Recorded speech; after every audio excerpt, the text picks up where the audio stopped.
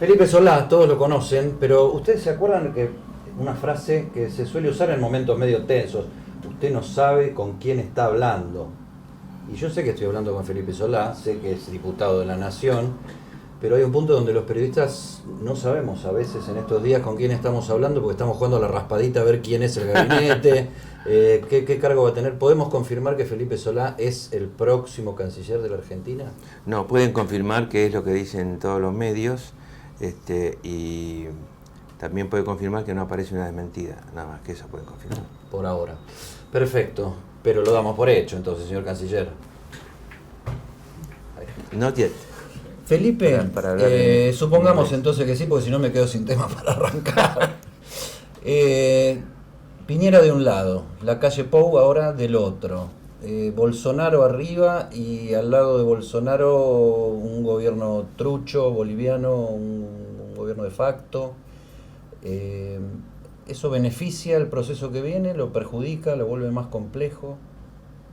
Yo distinguiría, digamos rápidamente, Piñera es un gobierno democrático, Bolsonaro es un gobierno democrático, es problemático, pero es un gobierno democrático. En Bolivia todavía no, hay que esperar a ver qué pasa. No hubo un proceso democrático en este mes, pero bueno, hay que ser pragmático y pensar, hay que ir hacia las elecciones. En Chile hay un gobierno democrático en graves problemas, pero graves problemas puede tener cualquiera en cualquier momento. Hay una relación entre el presidente Fernández y el presidente Piñera, se hablan.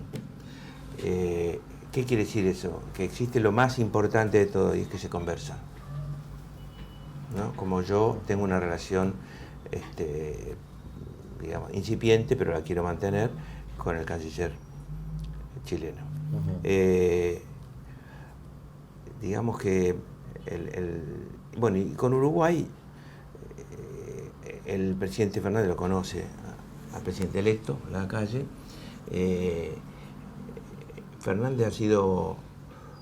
Alberto Fernández, el presidente, ha sido partidario de decir claramente quién le gusta y por qué.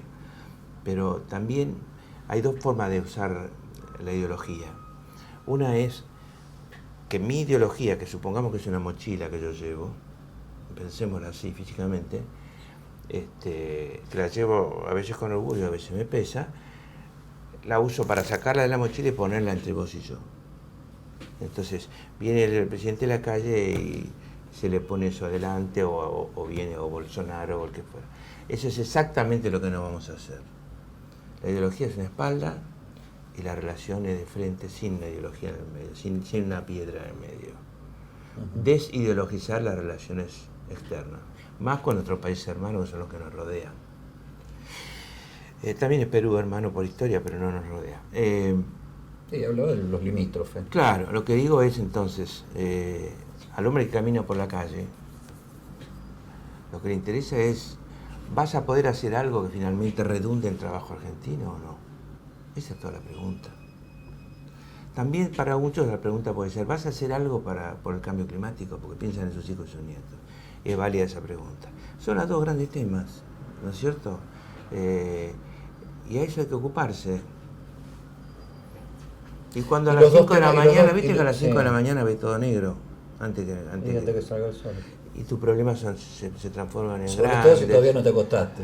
No, yo digo si te despertás problematizado y ves que ese problema parece más grande de lo que es, hasta que hay luz y por más que tengas sueño te levantás y ahí el problema es más chico y de día ya es dominable, gobernable.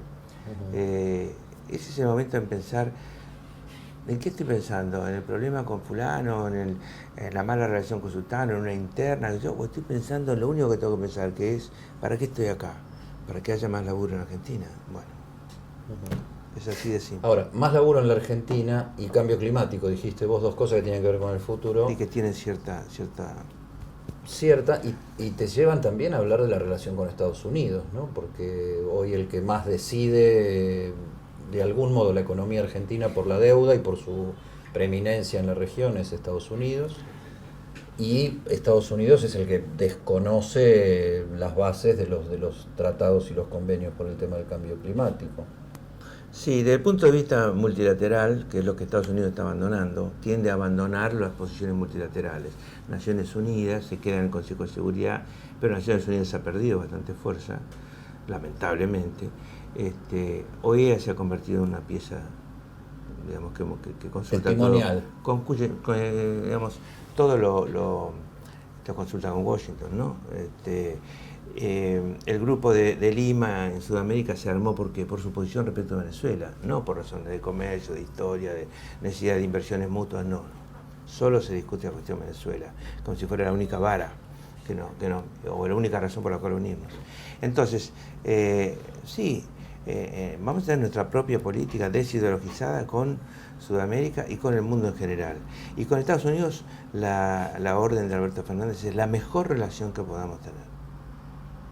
Tuvimos una reunión hace 48 horas con los 4 colaboradores del embajador y el embajador. Estuvo un rato Alberto Fernández, le dijo claramente lo que pensaba en Venezuela, no porque se lo preguntaran, sino porque es algo ya sabido. Le dijo, tenemos el mismo propósito, pero distintos caminos. Ellos hablaron, nosotros hablamos, y la número 2 de la embajada, que llegó hace poco de la India, y todavía habla poco español, se disculpó por eso, dijo es una anécdota, pero ilustra más, dijo lo que podíamos pensar que era una obviedad, pero la forma en que lo dijo, de veterana diplomática, fue muy, muy especial, y solo dijo diálogo, diálogo, diálogo, diálogo. Y cuando se fueron todos, me quedé conversando con Gustavo Vélez y con Jorge Argüello, que también estaban, y les dije, ¿qué opinan de lo que dijo esta señora que se disculpó y solo dijo eso? Y los dos estaban de acuerdo conmigo que lo que había dicho es, no vamos a perder nunca el diálogo. Y eso vale mucho. Vale mucho. No fue el diálogo, no, fue una cosa que penetró así. Y yo lo valoro muchísimo. He aprendido que hablar, digamos, con el peor enemigo que tengas, que no es el caso de Estados Unidos, pero si estás muy peleado con alguien, siempre tienes que tener un corredor por el cual le llega a él información y a vos de lo que pensás. Ahora, ¿las diferencias ahí son ideológicas o de intereses? ¿Con quién? Con el mundo en general, este tipo de establecimiento de relaciones que vos decís, y con Estados Unidos en particular, porque yo lo que veo es una cosa, en la campaña electoral o previamente a la campaña electoral incluso, el tema afuera, en sectores de inversores, incluso sectores empresarios de acá, vuelven, es un desastre. Y después que ganaron, todos fueron, hasta Bolsonaro ya parece que se puso un poco más cuerdo en sus declaraciones sobre el argentino. O sea, del otro lado también son pragmáticos y lo que tienen que hacer es conversar. Pero los problemas básicos entre países, ¿son ideológicos o son de intereses? No, son de intereses. Pero los países también tienen, además de los intereses, representan una población que piensa de una manera, o a veces de dos maneras, porque muchos de nuestros países están divididos, políticamente agrietados. Y vos también representás eso.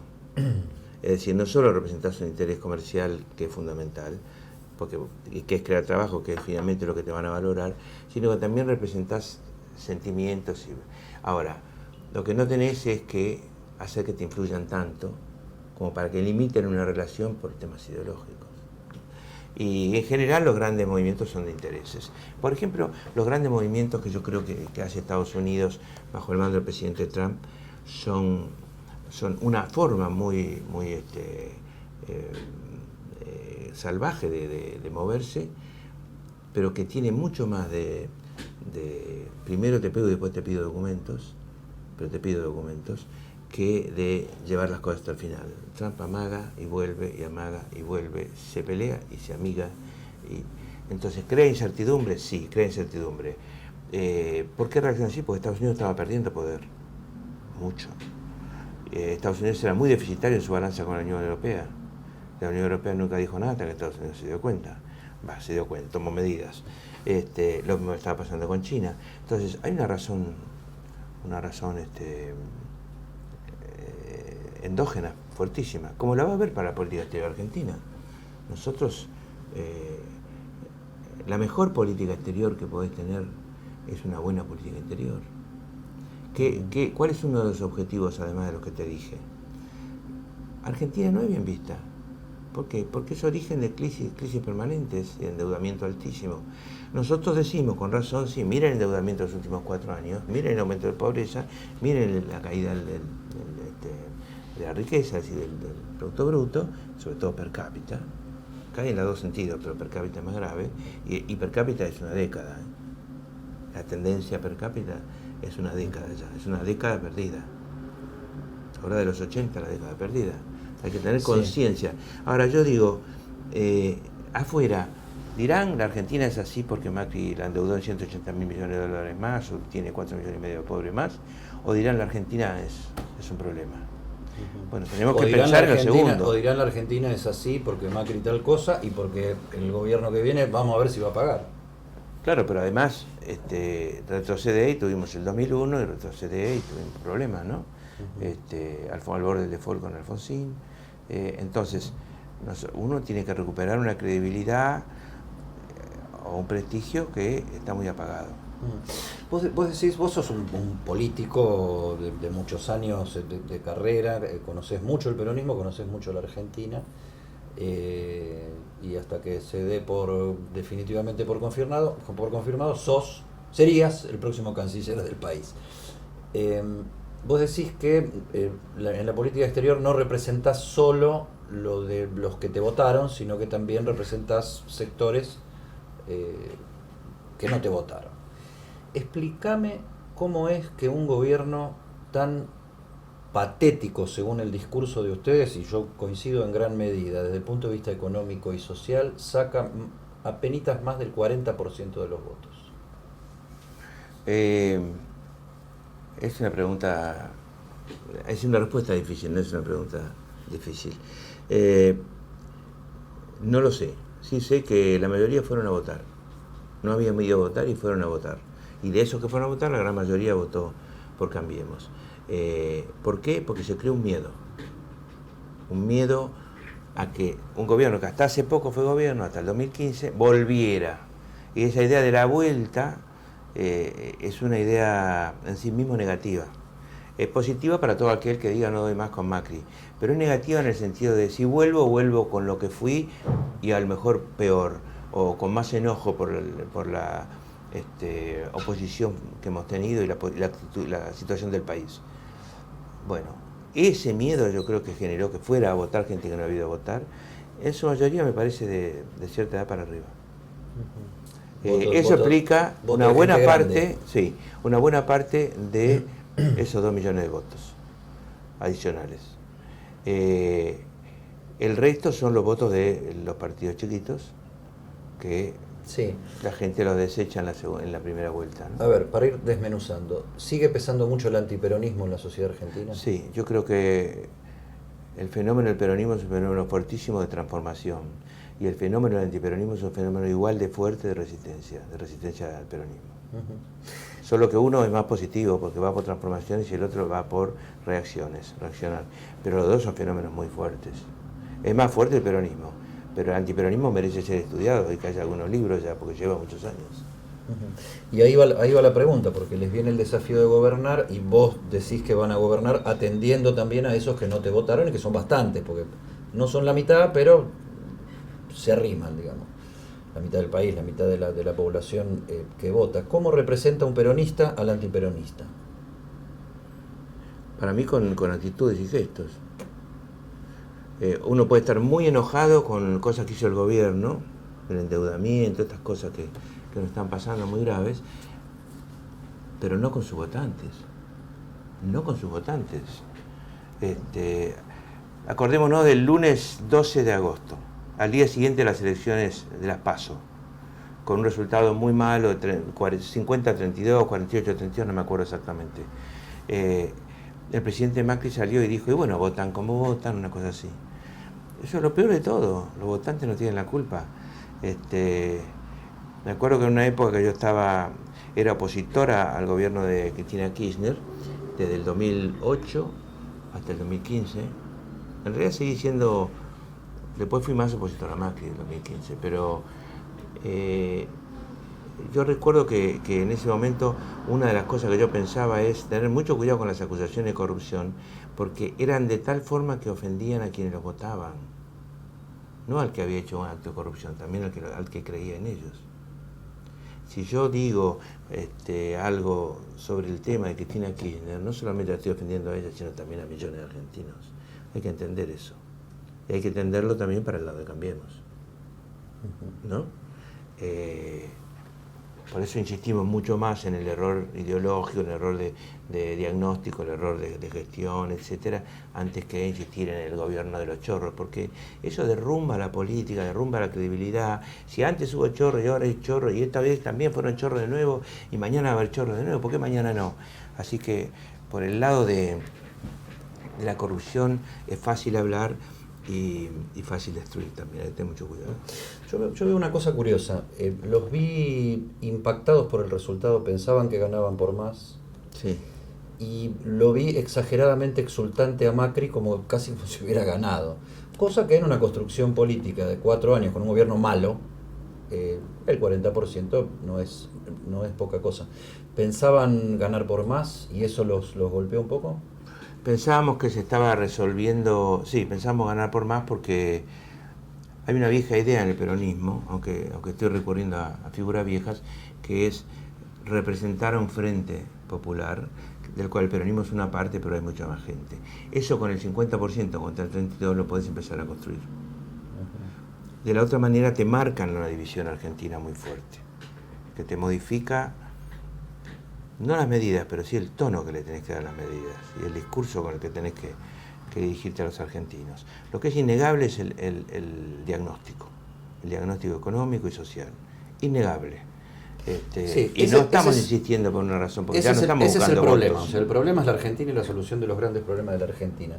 Pero los problemas de la Argentina se tienen que resolver con políticas, se tienen que resolver políticamente, digamos, son los gobiernos y todo lo que se articula a partir de los gobiernos. Políticas de acuerdo. Los que tienen que resolver y la capacidad de tener gobernabilidad y manejar acuerdos, etcétera, etcétera.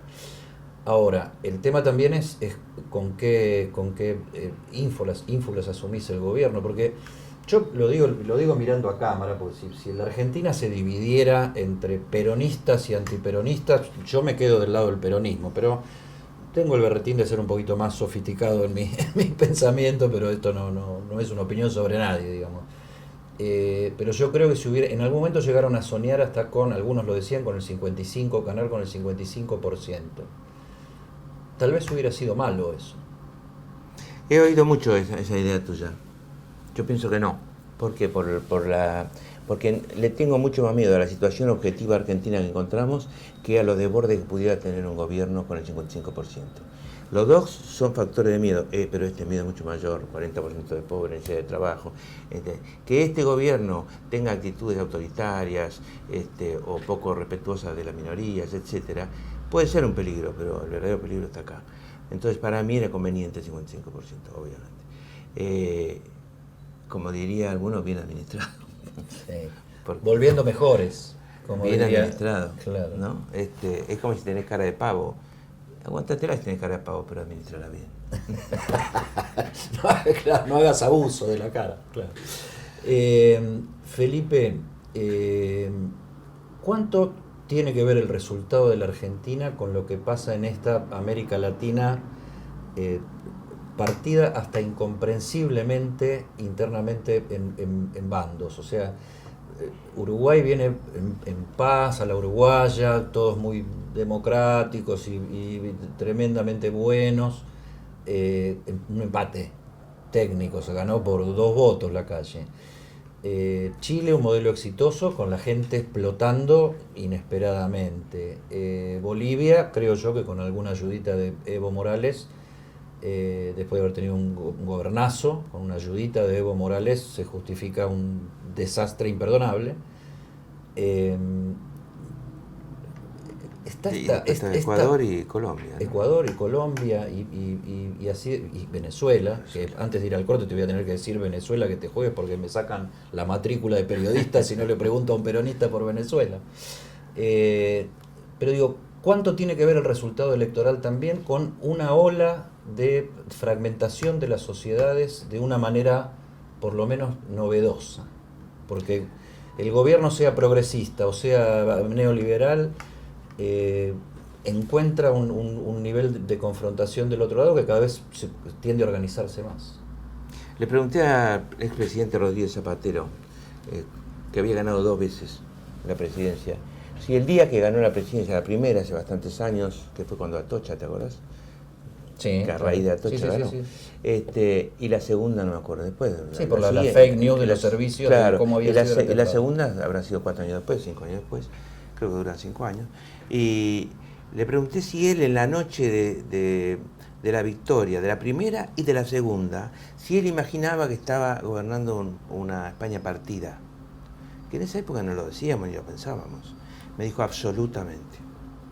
Me dijo, no hay democracia moderna que no esté partida. Claro, en algunos casos son con Bolivia, que te agreden en el aeropuerto, te insultan y buscan que reacciones para meterte preso. En otros casos son más educados, como en España. Pero en España han tenido un gran despelote en Cataluña, hemos visto escenas sudamericanas de Cataluña, ¿no es cierto?, en Barcelona. En España existe Vox, en España existe una izquierda medio ácrata, o sea, medio anárquica, un grupito. En Francia hay división, los chalecos amarillos. Los chalecos amarillos son bravos. Sí, en España, en Alemania hay división, en Austria gobierna la derecha con la ultraderecha incluida.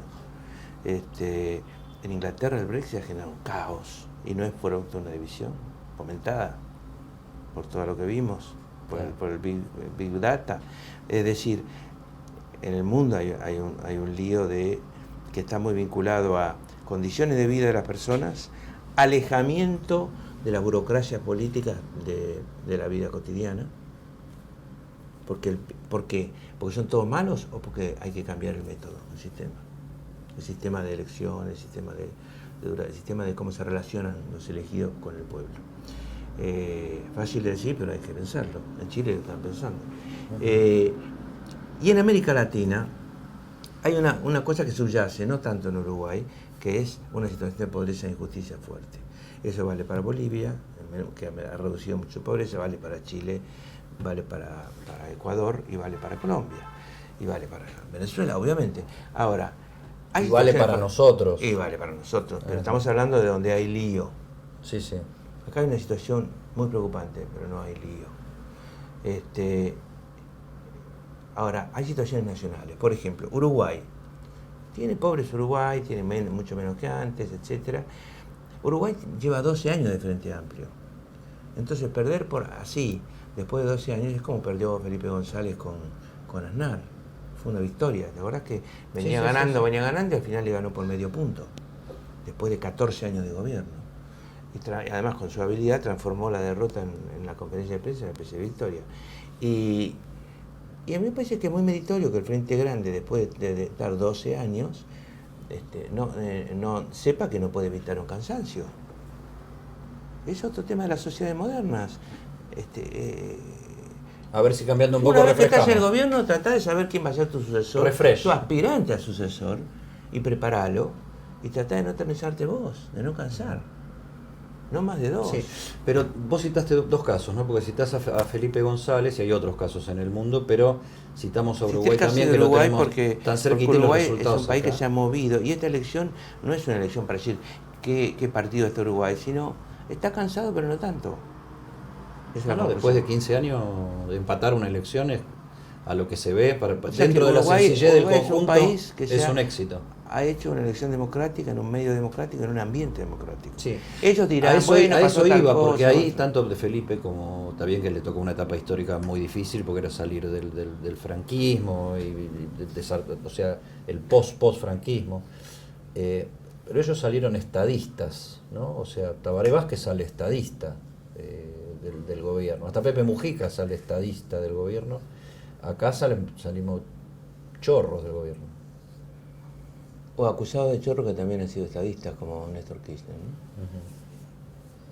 Las dos cosas a la vez, porque fue un estadista.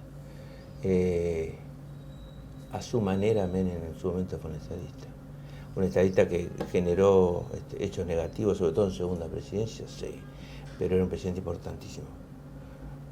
Acá acá podemos decir Irigoyen, Perón, y después seguimos. Alfonsín ha sido muy importante, sobre todo en el tiempo se lo recata mucho. El Alfonsín ex-post es mucho más que el Alfonsín de cuando estaba, pero por algo se lo recuerda así. Yo mismo. Sí. Cuanto más te alejas, le crecen alas. El gobierno de Menem no era un gobierno de un nabo cualquiera, el gobierno de Kirchner fue muy importante. El de Cristina empezó a ser importante, etcétera, pero se dogmatizó un poco más, ¿no es cierto? Bastante más. Y además hubo también cansancios materiales. Igual yo creo que Cristina es una persona que está por encima de muchos desde el punto de vista estratégico, me parece. Sí, lo acabo de decir en una columna hoy a la mañana. ¿Por qué se dogmatizó? ¿Por qué se dogmatizó? ¿Por ambición de permanecer? Porque eso es una de las cosas que pasa con Evo Morales, por ejemplo, ¿no? Si no estoy yo, esto se cae, señores. O sea, soy la idea, el Estado soy yo, eso es monárquico desde Luis XIV. Desde Luis XIV. En el caso de Cristina Fernández de Kirchner, yo no estaba en ese gobierno, estaba en contra y acusaba de dogmatismo a ese gobierno, y me parece que hay una tendencia personal a tratar de interpretar el tema ideológicamente de forma muy fuerte, o que la hubo. De golpe también tiene muestras de pragmatismo enorme, como el 18 de mayo, ¿no? Cuando dice, si hay 2 piedras de 30 y pico % cada una, me corro, cambio el contexto, no me adapto a ese contexto, lo cambio, me corro, que vaya Alberto. ¿Eso la consolidó a Cristina como líder político? Sí. Esto es una fuerte tormenta que estamos viendo. La nombramos a Cristina y empezaron a moverse las ventanas. Tened cuidado que el señor... son interpretaciones de lejos. No, está todo bien, pero fue la elección de Alberto lo que la consolidó a Cristina como jefa política, como líder política. No tengo dudas. Después de 4 años terribles para ella, digámoslo, ponete en los zapatos de ella, terribles. ¿Te molesta o te inquieta? Decir fulano va a ser presidente, va a ser mi candidato y que sea presidente, claramente, y bueno, si no es una victoria eso. Sí, yo decía, bueno, Cristina, en estas horas que estamos nosotros reunidos acá charlando, en un ratito va a estar Cristina en Quilmes presentando, ya lo presentó tantas veces que es mucho más que una presentación, ¿no? Y Cristina eligió a Alberto antes que lo eligiera nadie, eso es, ¿no? Yo convivía bastante con Alberto en esos días, ni se lo esperaba Alberto. Fue miércoles, jueves, el viernes ya lo sabía. ¿Te parece natural, natural o te inquieta o te molesta o te parece una paparruchada que se le preste tanta atención al tema de si va a mandar Cristina o va a mandar Alberto? Me parece natural en una prensa que ha dicho muchísimas macanas durante mucho tiempo y ha blindado mucho al gobierno de Macri, y que ahora entonces dice, bueno, pero ustedes también tienen sus cositas, vamos a investigar quién va a mandar, quién va... Lamentablemente voy a decir que es natural, pero no es bueno. ¿Viste que está cayendo todo mientras vos y yo conversamos? Viene una tormenta perfecta. ¿Qué habrá abajo? ¿Miles de muertos? No, ¿Cómo será esto? Ojalá que no, amiga. Pero los ruidos me impresionan. Sí.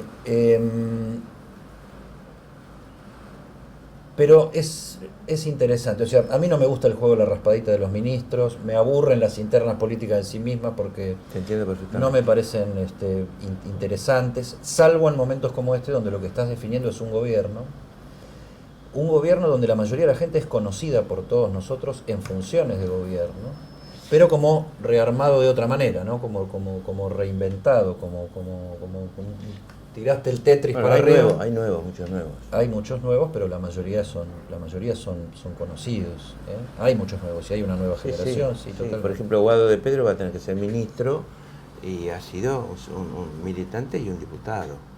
Sí, totalmente. El mismo Alberto, ¿no? Alberto ha gobernado, pero Alberto ha estado mucho tiempo lejos del gobierno.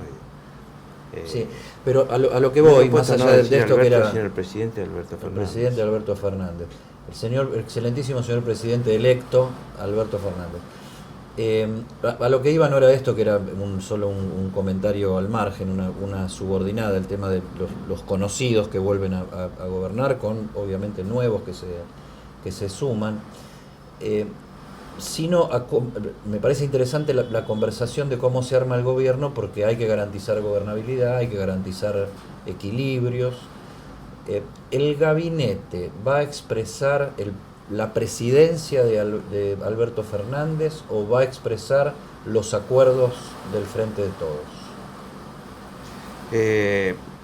Va a expresar la preeminencia de la presidenta de Alberto Fernández más algunos acuerdos del Frente de Todos, como debe ser. No estamos acostumbrados acá a que gobierne un partido o un movimiento y que responda a ese partido o movimiento, ¿no? Eso pasaba tal vez con el radicalismo o con el viejo peronismo. Bueno, ahora hay sí algunas cuestiones que tienen que ver con el Frente de Todos, algunas. Y otras que son elección personal dentro de gente que piensa muy parecido, obviamente, a quien conoce, del presidente de la República.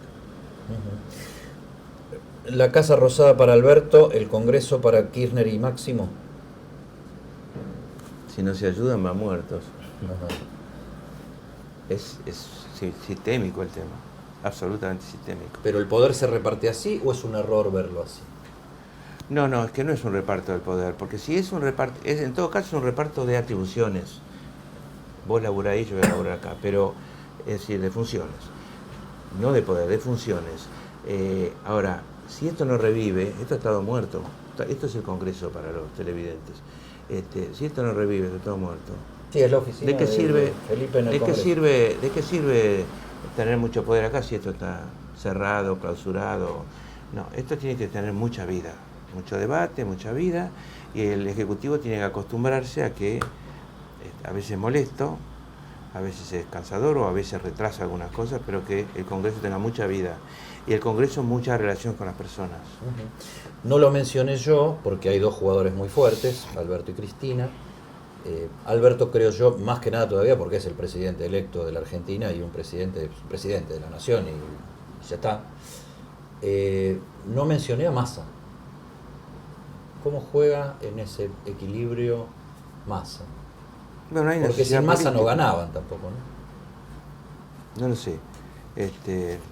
No estoy seguro de eso, pero hay una sociedad política que fue beneficiosa y esa sociedad política marca que Massa está en la línea sucesoria, lo cual no quiere decir que quiera ser sucesor por estar en la línea sucesoria, pero sí que se le asignaba un rol importante. Y tal vez ese rol que le asignaron a Massa es una muestra también de pragmatismo y de abandono de dogmatismo por parte de la vieja Unidad Ciudadana, hoy convertida en Frente de Todos. ¿Hablaste vos con Cristina todo este tiempo? No, hablé con ella hasta antes de terminar el verano, después no volví a hablar.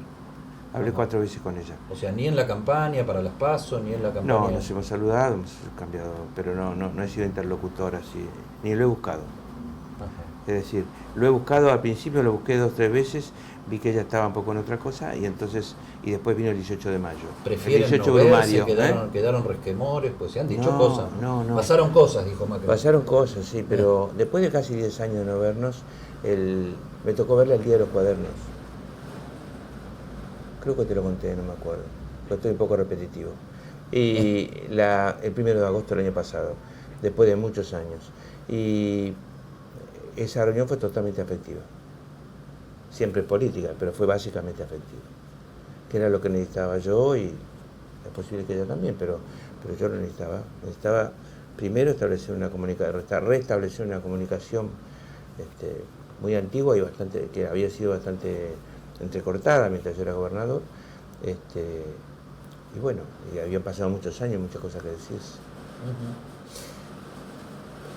¿Cuánto del atractivo de Cristina tiene que ver con los votos? O sea, es inevitable porque tiene votos. ¿Le atrae a quién? A ver, aclaremos. ¿Uno puede ser atractivo para quién? Bueno, la que articula el espacio es Cristina, ¿no? Todos juegan. No, la pregunta tuya yo la leo así. ¿Cristina es atractiva para los demás políticos porque tiene votos? Para los peronistas, que no la querían o la criticaron mucho. Cristina le ganó la partida. Si hubo una partida, le ganó la partida. Si hubo una discusión que nunca acepté, le decía el kirchnerismo, eso no peronista. Yo dije, primero nadie tiene peronómetro. Fue primero Perón que dijo, mi único heredero es el pueblo. No dijo el partido, no dijo la juventud, no dijo la CGT. Pudo decir una cantidad de cosas, no las dijo. Segundo, nadie tiene peronómetro entonces. Tercero, el peronismo ha adoptado distintas formas. La forma más fuerte del peronismo en el milenio es el kirchnerismo. más sus amigos que se dicen no acá, pero que lo siguen. ¿Por qué? Y porque todos reconocemos una matriz peronista. El kirchnerismo lo que ha hecho es sumado a un sector progresista grande, que no viene del peronismo, pero se ha peronizado muchísimo. ¿O vos crees que Axel sobre todo en sectores de la juventud? Axel Kicillof caminando 2 veces la provincia, que hay que caminar, y haciendo campaña, que la campaña es como que te cambian permanentemente, 3 veces por día te cambian el decorado. Y al día siguiente tenés otros 3 decorados nuevos y tenés que hablar. Pero esa gente cambió y todo. Es impresionante la modificación que se produce internamente. En el que está participando de eso. Enorme. Axel Kicillof es un peronista. En estilo es un peronista. En mirada del país es un peronista. Y cuando lo nombraron ministro de Economía aclaró que era marxista, ¿te acuerdas? Sí, que su origen era claro, marxista, ¿qué quiero decir? Marxista y todas esas cuestiones no traídas a la Argentina son posiciones retóricas. Cuando las traes a la Argentina es como, bueno, acá hermano se llama peronismo, con sus más, sus menos, se llama peronismo, con estilo diferente. Dualde decía el otro día que le genera cierto resquemor de Axel, no sé si con eso habrá querido tapar su estilo o algo, que siga viviendo en la ciudad de Buenos Aires mientras va a ser gobernador. Pero más allá de este punto, que puede ser un punto no de la conversación, parecería natural que para ser gobernador de la provincia de Buenos Aires tenés que por lo menos haber vivido un rato en la provincia de Buenos Aires. ¿Le tenés fe a Kicillof como jefe político de la provincia de Buenos Aires con la complejidad de esa provincia que vos la conociste muy bien, ¿no? Incluso con policías persiguiendo gente y matando piqueteros? Sí, sí, le tengo muchísima fe. A veces pienso que demasiada, que le cargo demasiada fe. Le tengo muchísima fe, creo que está muy bien dotado para esa función y creo que la tomó de la mejor manera posible, que se agarró un autito y empezó a caminar hace mucho. Y que le ganó a todos los demás que hablaban de política, querían hacer valer su peso específico, sus sellos, pero no caminaban como él. Entonces él consiguió un contacto con el pueblo, con la gente muy fuerte, y eso lo ha modificado en el buen sentido. Además le veo una gran capacidad de análisis, una gran capacidad de concreción y mucho rigor para tomar cada tema.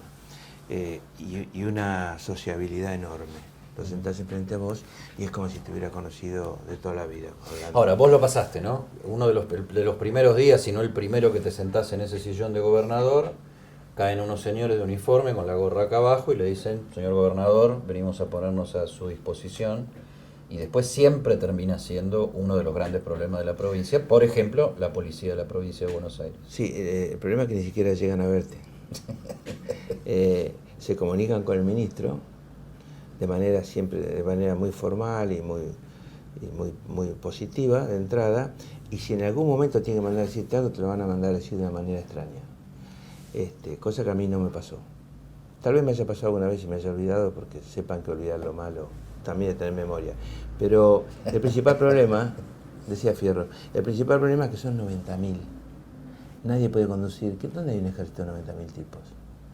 ¿Cómo vas a conducir 90.000 en 330.000 kilómetros cuadrados, 135 municipios? No podés. O sea, hay que tomar una decisión, ahí hay que tomar una decisión. Yo tenía 60.000, pero Scioli le agregó muchísima gente. Para mí un gravísimo error, lo que había que hacer era mejorar lo que teníamos, capacitarlo mucho más, hacerle bajar la panza, demostrarle que son empleados, digamos que son civiles, armados y preparados para defender a los civiles desarmados, y no un ejército, no son militares. Eso es lo fundamental. Es una deuda de la democracia. Claro, y no pueden ser 90.000. Si son 90.000, empezá a tomar decisiones de... Me interesa el juego porque vos conocés mucho ese paño. No hay que quedarse con una especie de FBI de 20.000, 25.000 tipos, y el resto tiene que ser gente que responde directamente a las autoridades municipales. Desde que vos dejaste de ser gobernador hasta ahora, no creo que haya cambiado mucho la provincia. De todos modos, no te alejaste tanto de la provincia, porque seguís viviendo en la provincia y sos un Bueno, me alejé de la política provincial bastante. Sí, de la política provincial. Mi mujer es que va a ser concejal Rodríguez. En General Rodríguez. Sí. A lo que ibas a lo siguiente, vos que conocés el paño y conocés el trato, y hablaste mucho al principio de la nota en las relaciones exteriores, el peso o no de las posiciones ideológicas. ¿Vos crees que la posición ideológica de Kicillof puede llegar a jugar en contra en la relación con ese ejército imposible de 90.000 personas? No. De un lado y del otro lo digo, ¿eh? No. Del prejuicio de los uniformados y desde la visión del gobernador. No. A raíz del drama de Costec y Santillán, yo recibí la renuncia del entonces ministro, que lo hizo con dignidad, gran dignidad, y decidí nombrar una persona que tuviera una cintura suficiente. Es muy difícil decir qué debe tener un ministro de seguridad. No hay una carrera de seguridad, como para digas, bueno, el mejor de la carrera, no.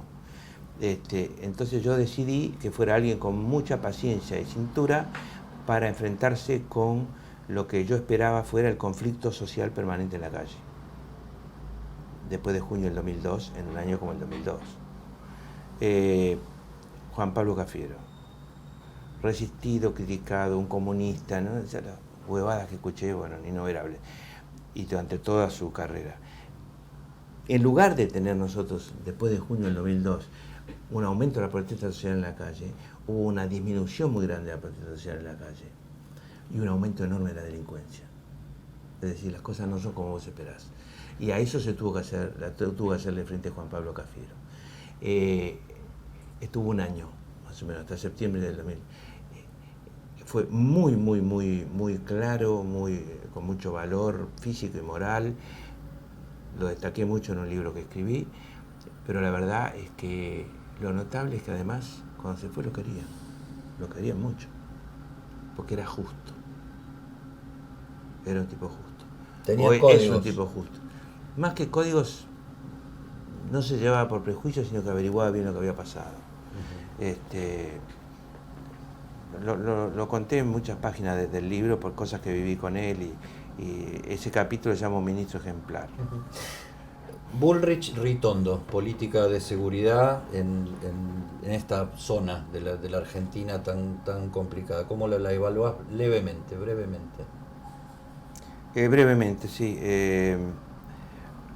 Bullrich es una fundamentalista, dispuesta a hacer cualquier cosa con tal de probar que lo que ella piensa es cierto.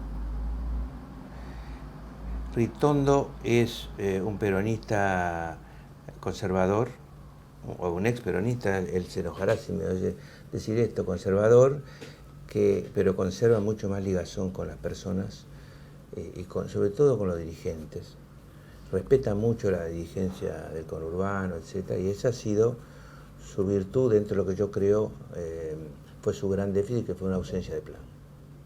No tenía plan. Y no podés gobernar sin un plan. ¿Por qué? No porque los planes se cumplan irreversiblemente, sino para poder cambiarlo. Si vos tenés un plan y el plan empieza a fallar y lo podés cambiar, al final del día vos podés saber si el día ha sido ganado o perdido para tu plan. Si vos no tenés un plan, el día se agota en sí mismo. Solucionás el bronquiete, te vas a dormir como ministro de Seguridad, suponete, a las 12 de la noche, y decís, ya pasó, y mañana empezamos de nuevo. Pero en términos de cronogramas de mediano y largo plazo, ¿avanzaste o no? No lo sabés. Hay que tener un plan de transformación con un cronograma y decir, esto se atrasó, esto anda bien, aquí nos equivocamos en el objetivo. Para eso te sirve la realidad cotidiana. Digamos, no hay gente que nació muy buena en la práctica y no tenga una teoría. Todo buen práctico en el fondo no lo sabe, a lo mejor que tiene una teoría. Solo que no la puede decir, no la dice, no la puede expresar a veces sobre cómo actuar. Obligada, y así apuntando con el dedo, Venezuela. ¿Qué pasa en Venezuela? ¿Cómo define el tal vez futuro canciller de la Argentina qué está pasando en Venezuela? En Venezuela, ¿cuánto riesgo tiene la Argentina de ser Venezuela? En la Argentina no hay ningún riesgo de ser Venezuela. Ninguno.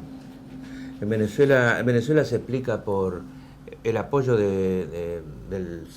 durante mucho tiempo, hoy no puedo medirlo, del sector más pobre, más abandonado. Venezuela era un país que hoy no sé cómo es, pero hace 30, 40 años no podías salir del hotel, ¿te acordás de eso? Te decían, no podés caminar por Caracas, por razones de delincuencia. Digo, no sé cuánto lo apoyan a Maduro hoy, sí sé que el ejército lo apoya, y ese es uno de los temas centrales de la permanencia de Maduro. Hay ahí una combinación de ideología, negocios, no sé, pero es muy fuerte eso. tan fuerte que yo creo que es muy difícil sacarlo a Maduro si no es desatando una especie de guerra civil en la que lleva de ganar el ejército, que está muy armado, está muy bien equipado, y la decisión de combatir. Por lo tanto, frente a una cosa así, lo que tenés que hacer es buscar ganarle a Maduro, o ganarle a Maduro en el sentido de que llame a elecciones. Antes de entrar a eso, ¿cómo se resuelve el tema venezolano, sobre todo viéndolo de afuera? Por lo que acabas de decir, no generarías un modelo político de esas características en tu país. No. Lo decís en términos casi de eso a mí no me gusta. No, cómo está armado el poder. Cuando voy a hablar de una venezualización de la Argentina, tendría que decir que necesitamos el ejército politizado adentro del gobierno. Y eso, por suerte, es imposible en la Argentina. A Dios gracias, el partido militar nació en el 30 y murió en el 90. 60 años el partido militar influyendo. Algunos dirán para bien en la época de Perón, para mal en otra época. Bueno. Mirá que está Bolsonaro, los bolivianos y las fuerzas armadas y los pacos chilenos que poquito inciden en lo que pasa en Chile. No, mucho inciden. Mucho inciden. Vos sabés que un militar en Chile gana mucho más que el equivalente en la administración pública, ¿no? Son privilegiados. Y los carabineros también, pero sobre todo el ejército. Por eso pudieron imponer una constitución que duró hasta ahora, absurda, increíble. El toque de queda no lo pone el presidente. No podés salir de tu casa a las 10 de la noche o a las 12, depende de la hora que le pongan, no porque lo decidió el presidente constitucional de la República, sino porque el comandante en jefe de la Fuerza Armada evaluó que era necesario. ¿A vos te parece una democracia? ¿Por qué no puedo salir? Si soy soberano, no puedes salir, pero no porque el presidente al que votaste o no te lo prohíbe, porque el comandante en jefe te lo prohíbe, porque evalúa que no conviene. Esa es la Constitución chilena. Entonces tengamos en cuenta eso. Teníamos el nudo venezolano. El nudo venezolano, hay que agregar un tema central. En Venezuela hay una catástrofe social, humanitaria, de grandes dimensiones, porque se fueron 5 millones. Y de los que se quedaron, algunos estarán muy contentos de quedarse, pueden ser muchos, porque son de Maduro, porque son del proceso reformista, no sé cómo llamarle, del Partido Socialista Venezolano. Pero la verdad, hay otros que no pueden salir porque son muy pobres. Entonces, hay una catástrofe humanitaria. El agravamiento de la catástrofe humanitaria se da por los bloqueos. Te bloqueo cuentas, no podés cobrar, te bloqueo la posibilidad de tomar medidas, te bloqueo exportaciones, te bloqueo importaciones.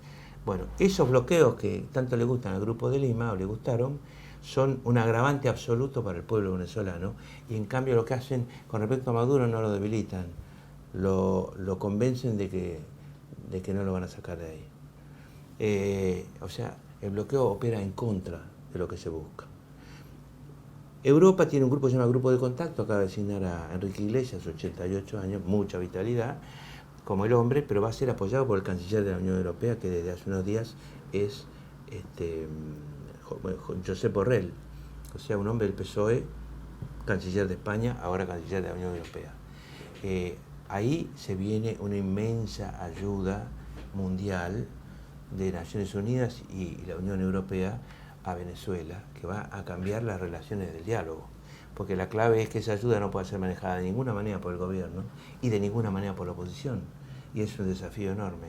Pero ojo con ese dato tercero que aparece, porque se mete Europa ahora más en serio al tema. Entonces ya no va a ser tan fácil la cuestión, y no van a poder aprovechar esa ayuda de un lado o del otro. Todos miran Venezuela, ¿no? Porque hay petróleo y hay que mirar. Lo que no puede ser es que haya un grupo... Los rusos miran, los chinos miran, los americanos miran. Sí, todos miran, porque no, abajo de Venezuela hay de todo.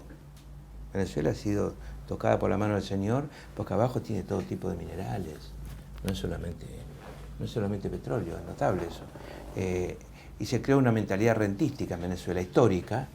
Algunos dicen que el principal problema de Venezuela, más que Maduro, las Fuerzas Armadas, los presos políticos y todo lo demás, el principal problema es la mentalidad rentística. En realidad, en lugar de transformarme en un capitalista, en alguien que produce y negocia, me transformo en alguien que espera. Y eso vale no solo para las clases sociales altas, vale para una cultura generalizada de la renta, que ocurrió acá en una época con el sector agropecuario hace muchos años. Con respecto entonces a Venezuela, lo que sí digo es que no puede ser que la vara para saber si estamos juntos o no en Latinoamérica sea, ¿qué pensás de Venezuela?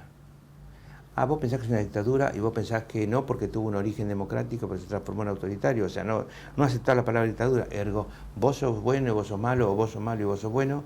Y eso es todo lo que hace que Argentina se junte con el Grupo de Lima, se junte con Perú, se junte con Colombia, se junte con Brasil. Y no hablas de lo que pasa, de paso. No, pero además, Ya hablamos de Venezuela y obviamente de Estados Unidos, que es el que fomentó el grupo. Entonces, que no nos convence a nadie de afuera de cuáles son nuestros problemas. Somos el continente que más ha retrocedido en el mundo, por donde lo mires.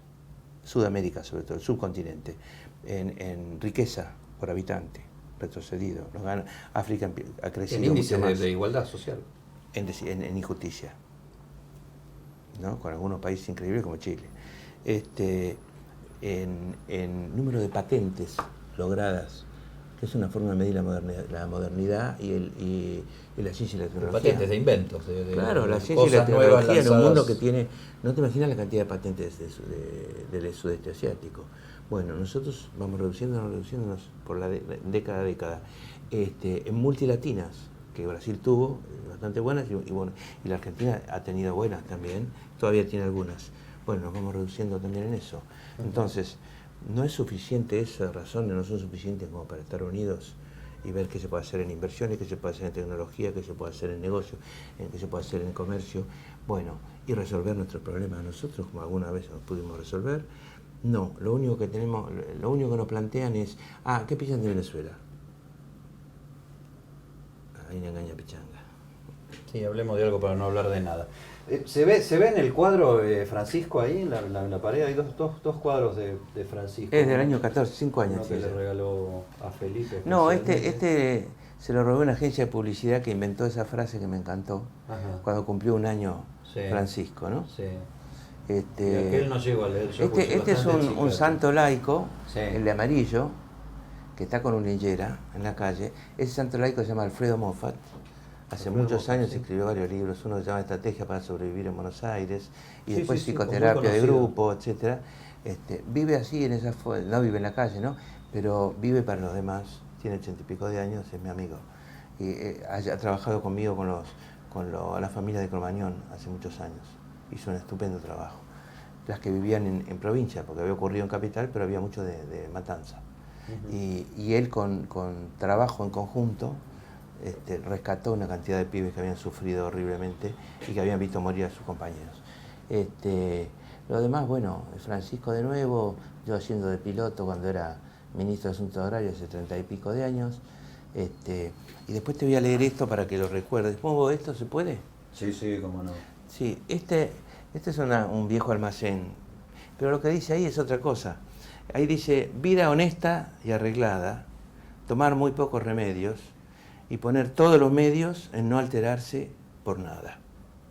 La comida moderada, ejercicio y distracción, salir al campo algún rato, poco ruido, mucho trato y continua ocupación.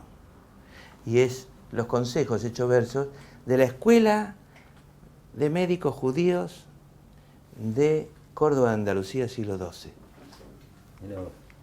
Pero es un lindo poema.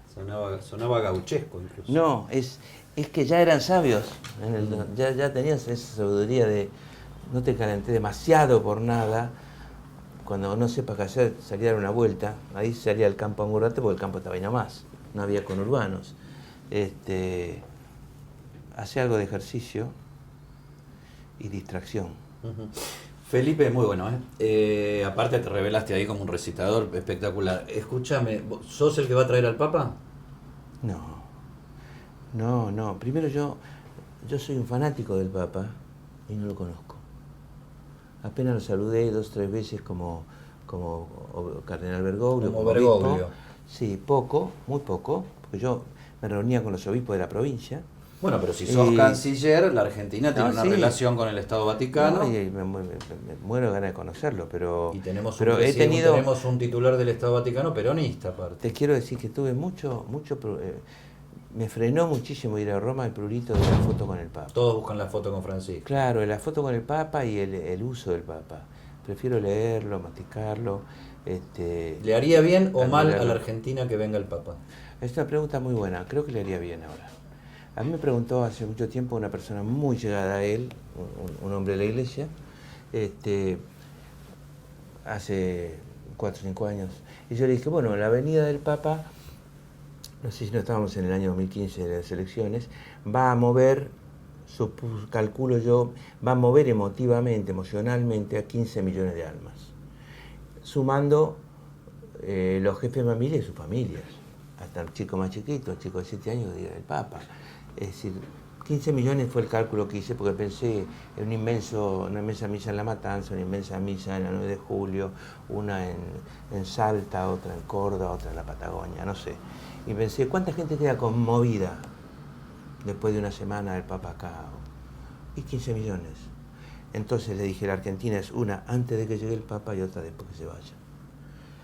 Y como él en ese momento estaban empezando a politizarlo mucho, a ser muy criticado, sobre todo por gente vinculada al gobierno de Cambiemos, que sorpresivamente o quería a su Papa o no era más católica, él decidió que no convenía. Ahora, decidió porque yo dije, no sé, a mí no me conoce, pero me dijo, esta persona, me dijo, le conté lo que vos dijiste, y dijo lo que yo pienso.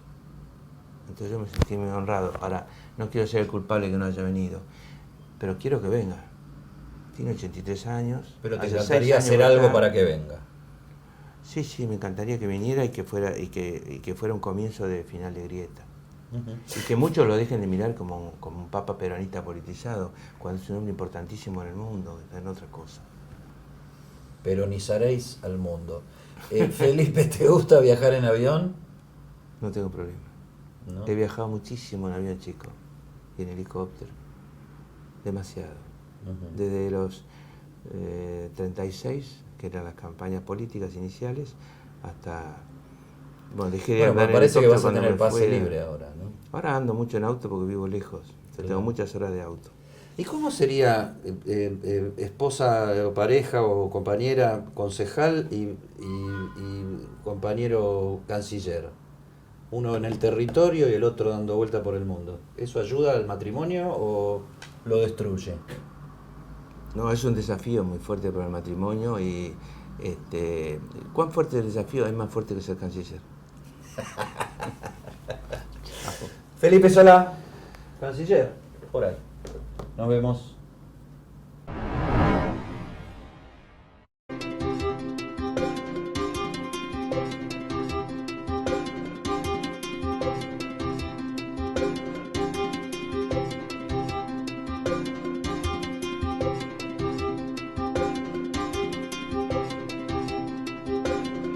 En Tigre tenemos dónde encontrarnos. Más de 50 plazas renovadas para compartir entre todos los vecinos. Seguras, iluminadas, sustentables y recreativas, con juegos adaptados, canchas de fútbol, tenis, básquet, ping-pong y un skate park municipal para disfrutar día y noche los 365 días del año. El futuro está en todos. Tigre, municipio.